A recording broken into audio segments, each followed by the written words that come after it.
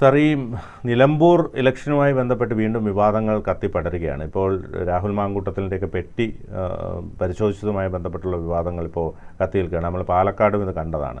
ഇവർ ഈ അസഹിഷ്ണുത കാണിക്കുന്നത് എന്തിനാണ് പെട്ടി പരിശോധിക്കുന്ന സമയത്ത്? കാരണം ഇത് ഒരു പ്രൊസീജിയറാണ്, ഇലക്ഷൻ സമയത്തുള്ള പ്രൊസീജിയറാണ്. വരുമ്പോൾ പെട്ടി കാണിക്കുന്നുണ്ട്, എന്താണ് തെറ്റ്? പക്ഷേ അത് പരിശോധിക്കാൻ വന്ന പോലീസുകാരോടൊക്കെ വളരെ അപമര്യാദയായി പെരുമാറുക, എന്താണ് ഇതിനെക്കുറിച്ച് പറയാനുള്ളത്? ഈ UDF നേതാക്കന്മാർ, അത് ദേശീയ തലത്തിലാണെങ്കിലും കോൺഗ്രസിൻ്റെ നേതാക്കന്മാരാണെങ്കിലും കേരളത്തിലെ UDF നേതാക്കന്മാരാണെങ്കിലും ഒക്കെ തെരഞ്ഞെടുപ്പ് അടുത്ത് വരുമ്പോൾ ചില ഗിമ്മിക്കുകൾ കാണിക്കുക എന്നുള്ളത് അവരുടെ ഒരു പൊതു രാഷ്ട്രീയ സ്വഭാവമാണ്. ഇപ്പോൾ കേരളത്തിലെ തെരഞ്ഞെടുപ്പ്, കഴിഞ്ഞ ത്രിതല പഞ്ചായത്ത് തെരഞ്ഞെടുപ്പിൻ്റെ സമയത്താണെങ്കിലും അതുപോലെ തന്നെ പാർലമെൻറ്റ് അസംബ്ലി തെരഞ്ഞെടുപ്പുകളുടെ സമയത്താണെങ്കിലും ഒക്കെ നിരന്തരമായി പറഞ്ഞുകൊണ്ടിരിക്കുന്നത് വോട്ടിംഗ് മെഷീനെ കുറിച്ചിട്ടാണ്. വോട്ടിംഗ് മെഷീൻ പ്രശ്നമുണ്ടാക്കുന്നു, വോട്ടിംഗ് മെഷീൻ കാരണമാണ് BJP ജയിക്കുന്നത്, വോട്ടിംഗ് മെഷീനാണ് പല സംസ്ഥാനത്തും BJPക്ക് വിജയം നേടിക്കൊടുക്കുന്നത്, ഈ തരത്തിലുള്ള പ്രചരണം നടത്തുന്നു.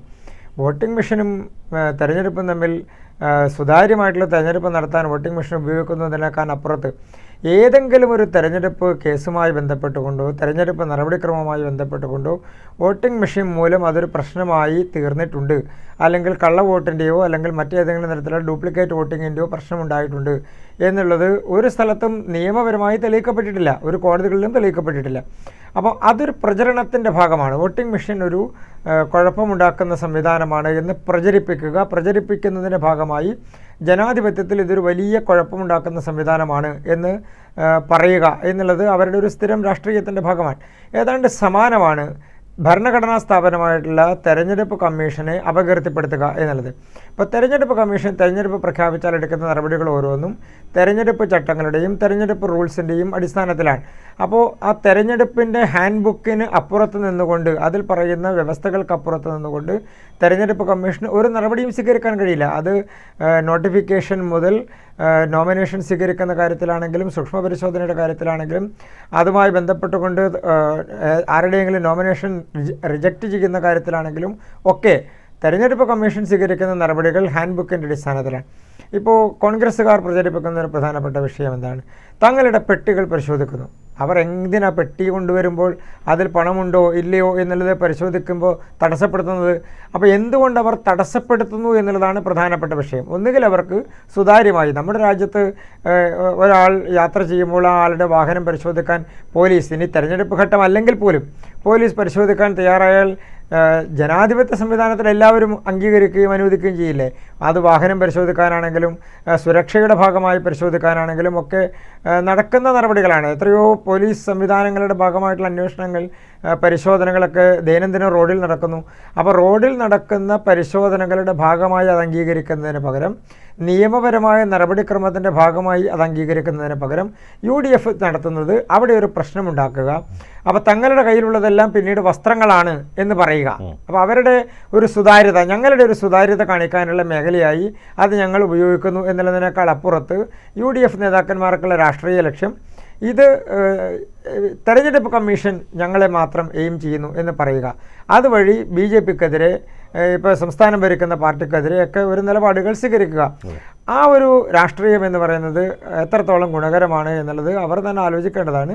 പരിശോധനകൾ ആര് നടത്തിയാലും തെരഞ്ഞെടുപ്പ് കമ്മീഷൻ്റെ ഉദ്യോഗസ്ഥന്മാർ എന്ന് പറയുന്നത് ഏത് ഗവൺമെൻറ് ആയാലും, അതൊക്കെ സംസ്ഥാന ഗവൺമെൻറ് ആയാലും UDFൻ്റെ നേതാക്കന്മാർ, ഇപ്പോൾ കേരളത്തിലാണല്ലോ അവർക്ക് ഭരണമില്ലാത്തത്, പക്ഷേ കർണാടകത്തിൽ UDF അല്ലേ ഭരിക്കുന്നത്, മീൻസ് കോൺഗ്രസ് അല്ലേ ഭരിക്കുന്നത്, കോൺഗ്രസിൻ്റെ ദേശീയ സംവിധാനം ND സഖ്യമല്ലേ ഭരിക്കുന്നത്.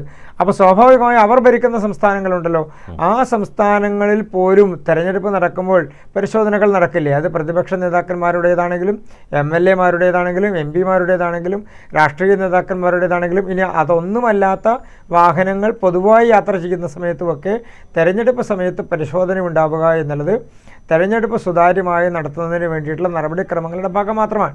അതിലൊരു അസഹിഷ്ണുതയും ആരും കാണിക്കേണ്ട കാര്യമില്ല. BJPക്കാർ എപ്പോഴെങ്കിലും അവരുടെ വാഹനങ്ങൾ പരിശോധിക്കുമ്പോൾ BJP നേതാക്കന്മാർ എന്തെങ്കിലും ഒരു അസഹിഷ്ണുത കാണിച്ചതായി നാം കേട്ടിട്ടുണ്ടോ? അങ്ങനെ പ്രചരിപ്പിക്കേണ്ട ആവശ്യമുണ്ടോ? അങ്ങനെ പ്രചരിപ്പിക്കേണ്ട ആവശ്യം ജനാധിപത്യ സംവിധാനത്തിൽ ഇല്ല. കാരണം ജനങ്ങൾക്ക് സുതാര്യമായാണ് തെരഞ്ഞെടുപ്പ് നടക്കുന്നത് എന്ന് ബോധ്യപ്പെടുത്തി കൊടുക്കുക എന്നുള്ളത് തെരഞ്ഞെടുപ്പ് കമ്മീഷൻ്റെ ഉത്തരവാദിത്വത്തിൻ്റെ ഭാഗമാണ്. അതിനോട് സഹകരിക്കുക എന്നുള്ളത് പോലീസ് സംവിധാനത്തിൻ്റെ ഭാഗമാണ്. അപ്പോൾ പോലീസ് സംവിധാനം ആര് ഭരിക്കുന്നു എന്നുള്ളതിനേക്കാൾ അപ്പുറത്ത് തെരഞ്ഞെടുപ്പ് പ്രക്രിയയുടെ ഭാഗമായിട്ടാണ് എന്ന് അംഗീകരിക്കാനുള്ള കോൺഗ്രസിൻ്റെ ബുദ്ധിമുട്ടിൻ്റെ ഒരു ഉദാഹരണം മാത്രമാണിത്.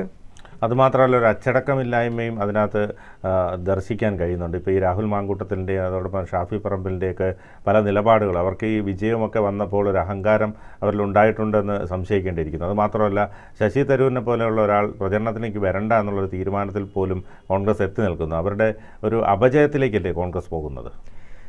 ശശി തരൂരിനോട് കേരളത്തിലെ എം പിമാരും എം എൽ എമാരും മാത്രമല്ലല്ലോ, കോൺഗ്രസിൻ്റെ ദേശീയ നേതൃത്വം വരെ ശശി തരൂരിനെ അവഗണിക്കുക അല്ലെങ്കിൽ മാറ്റി നിർത്താനുള്ള ശ്രമം നടത്തുക എന്ന് കഴിഞ്ഞ കുറച്ച് നാളുകളായി അവർ സ്വീകരിക്കുന്ന നിലപാടാണ്. ഇപ്പോൾ ഉദാഹരണത്തിന് അദ്ദേഹം അത് കഴിഞ്ഞ ഓപ്പറേഷൻ സിന്ദൂറിന് ശേഷം വിദേശ രാജ്യങ്ങളിൽ പോകുന്ന പ്രതിനിധി സംഘത്തിൻ്റെ ഭാഗമായി വന്നു എന്നുള്ളത് കൊണ്ട് മാത്രമല്ല, അദ്ദേഹം AICC അധ്യക്ഷ സ്ഥാനത്തേക്ക് മത്സരിക്കുമ്പോൾ മുതൽ കേരളത്തിലെ നേതാക്കന്മാർ അദ്ദേഹത്തിനെതിരെ നിലപാടുകൾ സ്വീകരിച്ചിട്ടുണ്ട്. അദ്ദേഹം AICC അധ്യക്ഷ സ്ഥാനത്തേക്ക് മത്സരിച്ചപ്പോൾ അദ്ദേഹത്തിന് ഗണ്യമായിട്ടുള്ള വോട്ടുകൾ ലഭിക്കാനുള്ള സാഹചര്യമുണ്ടായി. AICCയുടെ ഏക ഘടകത്തിൽ നിന്നുകൊണ്ട് നിയന്ത്രിക്കുന്ന സംവിധാനത്തിൽ ഇത്രയും സുശക്തമായി ഞങ്ങൾ ഒറ്റക്കെട്ടായി അധ്യക്ഷനെ തീരുമാനിക്കുമെന്ന് പറയുന്നിടത്താണ് അദ്ദേഹത്തിന് വലിയ വോട്ട് സമാഹരിച്ചുകൊണ്ട് കോൺഗ്രസിൽ ഒരു നേതൃത്വത്തിലേക്ക് ഉയർന്നു വരുന്ന പ്രധാനപ്പെട്ട ജനാധിപത്യത്തിൻ്റെ മുഖമായി മാറാൻ കഴിഞ്ഞത്. പക്ഷേ അതിനെ അംഗീകരിക്കാൻ കോൺഗ്രസ്സുകാർ തയ്യാറല്ല. അവർ ഏകാധിപത്യ സംവിധാനത്തിലൂടെ തന്നെ, ഏകാധിപത്യ നിലപാടിലൂടെ തന്നെ ഞങ്ങളുടെ പാർട്ടി പോകണമെന്ന് ആഗ്രഹിക്കുകയും ശഠിക്കുകയും ആ വിധേയത്വത്തിന് ഒപ്പം നിൽക്കാൻ ആഗ്രഹിക്കുന്നവരാണ് അവരുടെ നേതാക്കന്മാർ. കോൺഗ്രസിൻ്റെ നേതാക്കന്മാരുടെ ഒരു മാനസികാവസ്ഥ തന്നെ വിധേയത്വമാണ്. ആ വിധേയത്വമില്ലെങ്കിൽ അത് നേതൃത്വത്തോടുള്ള വിധേയത്വം എന്നല്ല, അവരൊരു അടിമത്വത്തിൻ്റെ വിധേയത്വത്തിൻ്റെ ഭാഗമായിട്ടാണ് അവർ കോൺഗ്രസിനകത്ത് നേതൃസ്ഥാനത്തേക്ക് ഇരിക്കുന്നതും പ്രവർത്തിക്കുന്നതും നിലപാടുകൾ സ്വീകരിക്കുന്നതും. തങ്ങൾ ഏതെങ്കിലും തരത്തിലൊരു ജനാധിപത്യ പ്രക്രിയയിലൂടെ തിരഞ്ഞെടുക്കപ്പെട്ട അതല്ലെങ്കിൽ ചുമതലയിലേക്ക് വന്നവരാണ് എന്നുള്ള ഒരു നിലപാട് കോൺഗ്രസിൻ്റെ ഭരണ സംവിധാനത്തിലിരിക്കുന്ന സംഘടനാ സംവിധാനത്തിലേക്ക് ആളുകൾക്കുണ്ടോ എന്നുള്ള കാര്യം സംശയമാണ്. അപ്പോൾ കോൺഗ്രസിൻ്റെ MLA മാരെ സംബന്ധിച്ചാണെങ്കിലും MP മാരെ സംബന്ധിച്ചാണെങ്കിലും അവർ എടുക്കുന്ന നിലപാടുകൾ ശശി തരൂരിന് എത്രയോ കാലങ്ങളായി എതിരാണ്. കേരളത്തിലെ രാഷ്ട്രീയ നേതൃത്വത്തിൽ ശശി തരൂരിനെ പിന്തുണയ്ക്കുന്ന ശ്രീ K. സുധാകരൻ അടക്കമുള്ള ചെറിയ വിരലിലുണ്ടാവുന്ന ആളുകൾ മാത്രമാണ് അദ്ദേഹത്തെ പരസ്യമായി പിന്തുണയ്ക്കാൻ തയ്യാറായിട്ടുള്ള നേതാക്കന്മാർ. അപ്പോൾ സ്വാഭാവികമായും അവർ ആ നിലപാട് സ്വീകരിക്കുന്നത് ഒരു അഹങ്കാരം എന്നൊന്നും ഞാൻ പറയാനാളല്ല, കാരണം അത് അവരുടെ രാഷ്ട്രീയത്തിൻ്റെ ഭാഗമാണ്.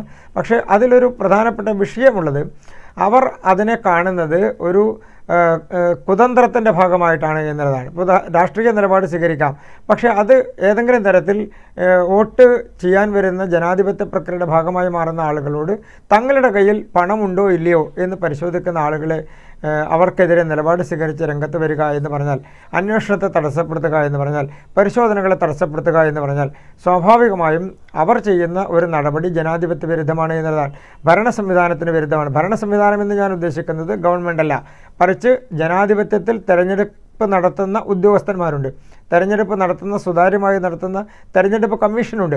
അത് ഭരണഘടനാനുസൃതമാണ്. ആ ഭരണഘടനാനുസൃതമായ സംവിധാനത്തെ അപകീർത്തിപ്പെടുത്തുക, അപായപ്പെടുത്താൻ വേണ്ടിയുള്ള ശ്രമം നടത്തുക, അപായപ്പെടുത്തുക എന്ന് പറഞ്ഞാൽ ജനാധിപത്യപരമായി അപായപ്പെടുത്തുക. അപ്പോൾ അങ്ങനെ ജനാധിപത്യ പ്രക്രിയയിൽ ഒരു വിള്ളലുണ്ടാക്കാൻ അല്ലെങ്കിൽ ഒരു വിടവുണ്ടാക്കാൻ കഴിയുന്ന ഒരു പ്രസ്താവനയും ഒരു കുതന്ത്രവും കൃത്രിമത്വവുമാണ് അതിലൂടെ അവർ കാണാൻ വേണ്ടി ആഗ്രഹിക്കുന്നത്. കൂടുതൽ വാർത്തകളും വിശേഷങ്ങളും നിങ്ങളിലേക്ക് എത്താൻ ABC മലയാളം സബ്സ്ക്രൈബ് ചെയ്യുക, ബെൽ ബട്ടണും അമർത്തുക.